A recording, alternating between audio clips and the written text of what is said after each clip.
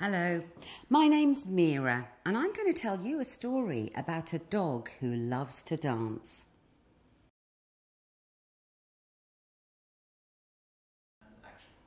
My dog is not like other dogs. He doesn't do dog stuff like weeing on lampposts or scratching his fleas or drinking out of the toilet. If I throw him a stick, he looks at me like I'm crazy, so I have to fetch it myself. No, my dog likes music and moonlight and walking on his tiptoes. You see, my dog doesn't think he's a dog. My dog thinks he's a ballerina.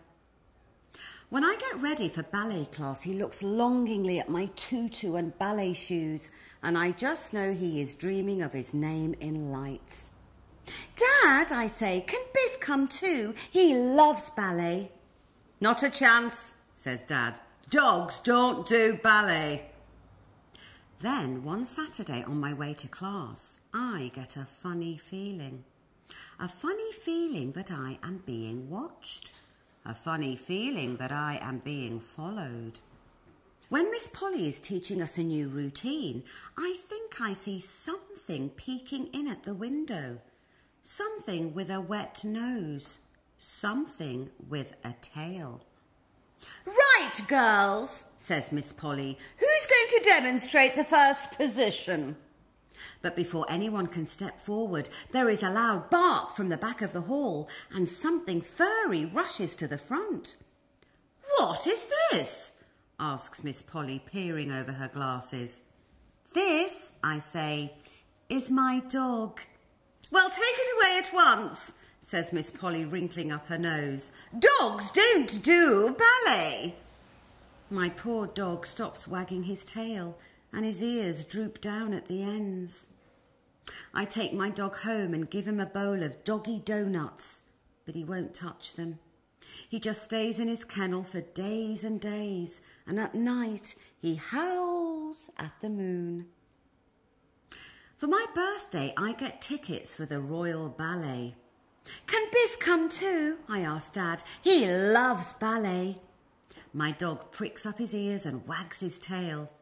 No, said Dad. If I've told you once, I've told you 1,000 times. Dogs don't do ballet. As I wait for the bus, I think about my poor old dog, all on his own, howling at the moon. Then I get a funny feeling. A funny feeling that I am being watched. A funny feeling that I am not alone. The ballet is magical. The orchestra plays as the prima ballerina dances and prances, twirls and whirls and skips and... Oh no! She trips! Disaster! Calamity! It's all over, I think. But somebody doesn't think that it's over. No, somebody thinks it is just beginning. Somebody with big black eyes, somebody with pointy ears, somebody wearing my tutu. The audience gasps.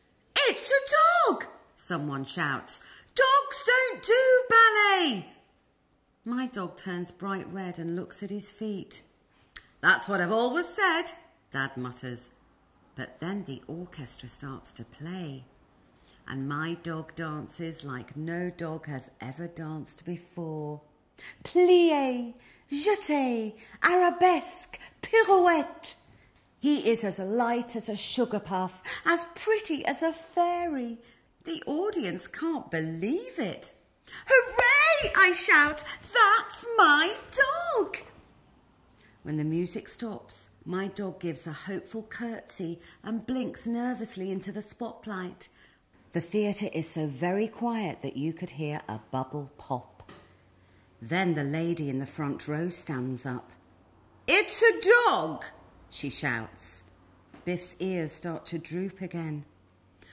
A dog that does ballet, she adds. Bravo! Suddenly the whole audience cheers and throws bunches of roses. My dog glows pink with happiness. I don't believe it, says Dad, shaking his head. Biff is a ballerina after all. See, I say proudly, ruffling Biff's ears, dogs do ballet. Bravo, Biff.